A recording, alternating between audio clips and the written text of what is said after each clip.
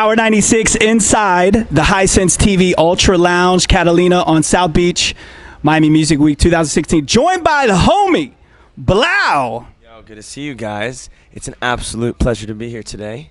Thanks for sweet. I feel like we've done this a few times now. We were talking about just a couple years back here in Vikings. Oh yeah, no, my first Ultra ever. We were on a rooftop, beautiful, absolutely beautiful rooftop, and ZEDD just starts playing my new record as we're in the middle of the interview. I'm like, what? That was amazing. It was really, really cool. Yeah. And so now, fast forward to this Miami Music Week. You have tons of things. You just told me you're shooting a music video right now. We are, yeah. We're shooting a music video all these 3 days in the middle of the week in Miami. This fantastic dancer that I found on Instagram is the star of the video. And it's for one of my future records that I'm super, super stoked on. Can you give us the name of the single or what? I can only give you a name. The record's called Is It Love, and I think it might be my favorite record of mine yet. Oh, wow. And you just actually kind of broke the mold with your last single, where you kind of dropped the tempo down. Talk about the project, and I know the response has been amazing. Yeah, it's really interesting. Heather's Bright Lights, we work so well together. We've made now 6 tracks. Not all of them are out. I think 3 or 4 of them have come out. We just have a certain chemistry in the studio together, and when we first made this record, it was actually just a concept that she played live with me when I was playing in Orlando. And she played it last in her set. It was just a sketch, like a 30-second sketch. And I heard it, and I'm like, Heather, this is a hit. She's like, really? I'm like, yeah. Let me work on it with you. So I'm a feature on the record. It's her record. She wrote the record. I produced the record. And Runaway has just been absolutely explosive in recent months. When it first came out, it was a little slow to start. I was playing it live. No one knew it. Now everybody's singing it. At 11 last night, everybody was singing the record. And I'm just super stoked that the fans like it, because it's definitely different for me.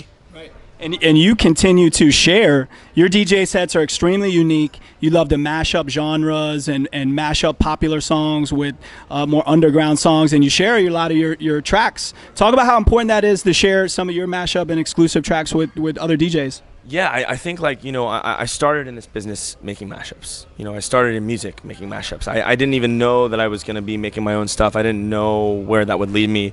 I just really loved making blends, and that's what, all the core people around the world who are supporting the big guys, they're making blends, they're playing records on the radio, and to me, I never really wanted to abandon what I originally did, which was just making blends.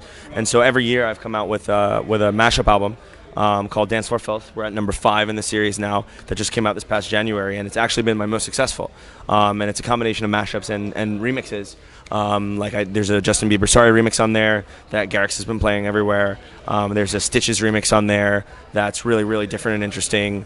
And of course, the most popular song on that album is a mashup of the Chainsmokers, Lil Dicky, and DJ Snake. It has 11 million on SoundCloud in only a couple months. It's maybe the most successful digital release, so to speak, that I've ever had, just from it being cool. Yeah. So I'll never abandon that. That's definitely where I came from, and I know that's what most DJs in this world are doing. They're making blends, they're playing them live. Right.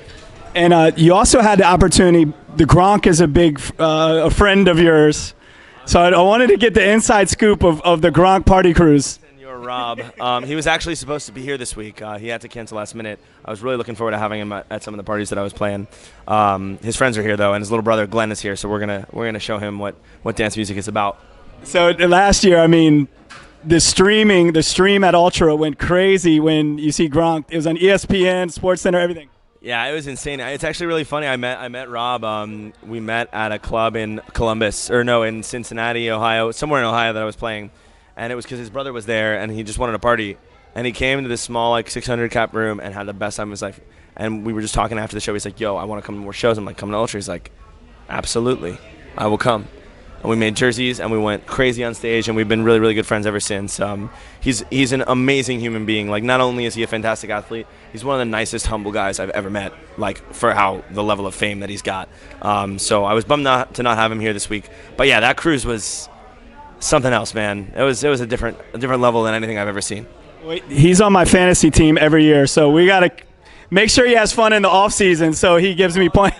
It matters. No, he's the dude is a beast, and he definitely knows how to have a good time. And one of the things that he told me that I really like, we got to talk a lot on the cruise. We had a lot of one-on-one time, and He was like, I don't want to be known as a football player because I'm not just a football player. I'm an entertainer, and that is exactly what he is. He is a world-class entertainer who happens to be a beast as a tight end. So, yeah, I love that dude. Wish he was here right now. So shout out Gronk. You might.